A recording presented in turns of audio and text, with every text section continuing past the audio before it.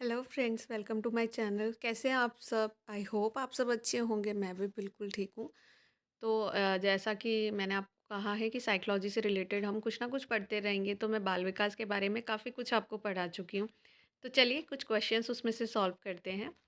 चलिए स्टार्ट करते हैं। निम्नलिखित में से कौन सा विकास का सिद्धांत है? सभी के विकास की दर समान होती है। विकास हमेशा रेखीय होता है।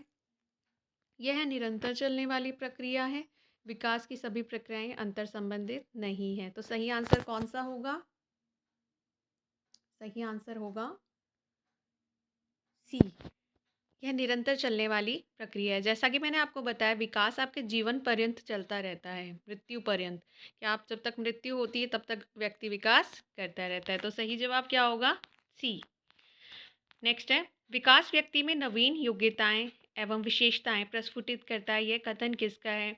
देखिए, कथन याद रखना बहुत ज़्यादा ज़रूरी है, क्योंकि यही एक ऐसी चीज़ रहती है कि इसके कई क्वेश्चंस अगर आपको नहीं आ रहे तो बहुत ज़्यादा मार्क्स कट जाते हैं। और इसमें कोई तुक्का नहीं लग सकता, आपको एग्जैक्ट पता होना चाहिए। तो इसका सही आंसर कौन सा होगा? Harlock, James Trevor, McDougall, Munro. क्या होगा? सही आंसर है हरलॉक। क्या है सही आंसर? हर लॉक। ठीक है, सही आंसर है हरलॉक। Answer A. नेक्स्ट है, मानसिक विकास का संबंध नहीं है शिक्षार्थी का वजन एवं ऊंचाई, स्मृति का विकास, तर्क एवं निर्णय, अवबोधन की क्षमता। देखिए, स्मृति का जो विकास है या तर्क एवं निर्णय है, अवबोधन की क्षमता है, ये तीनों किस चीज़ से संबंधित हैं?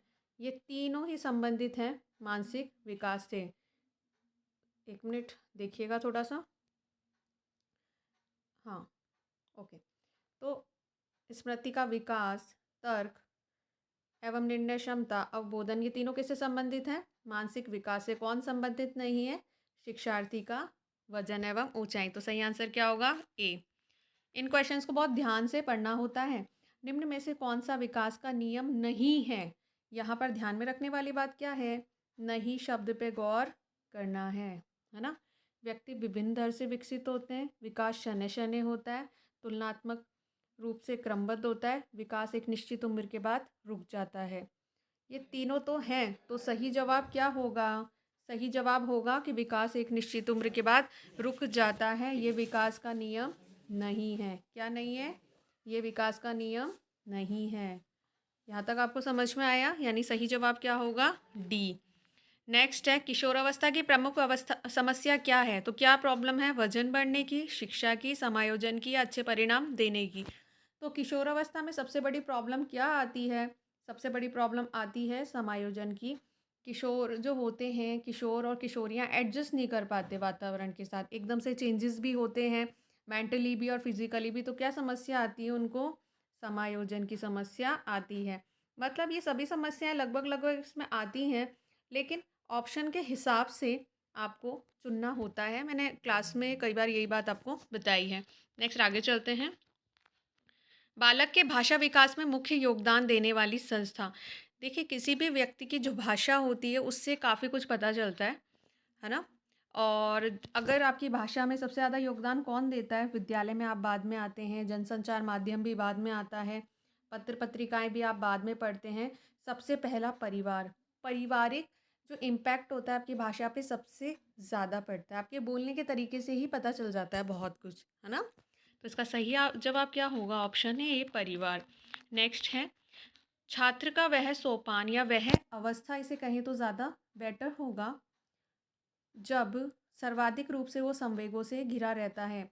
कब ज़्यादा इमोशंस से घिरा रहता है? शैशवावस्था में, बाल्यावस्था में, प्रौढ़ काल में, या किशोरावस्था में? तो सही जवाब क्या होगा?